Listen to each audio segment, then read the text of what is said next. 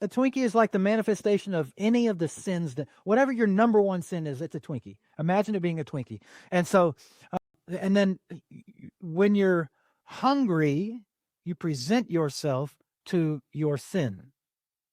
When you're tempted, when you're lustful, when you're hungry for that sin, you do that. And so, before we had a relationship with Jesus, we had no choice. We were slaves to sin, and that enslavement leads to death.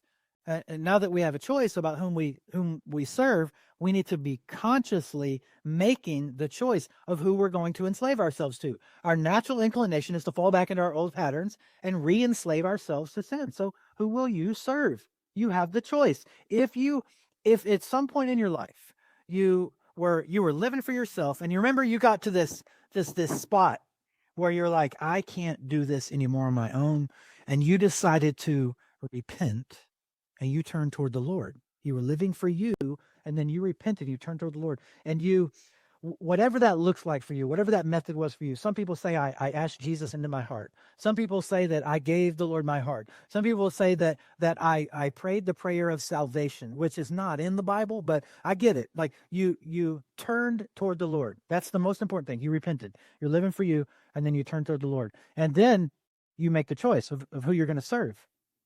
Now you have the option. Before, when you were living for yourself and you were living in sin and you were dead, you had no option. Sin was your master, and you had to obey sin. No choice. But then whenever you turned, now and for all time, until you die, you have the option of who you're going to serve.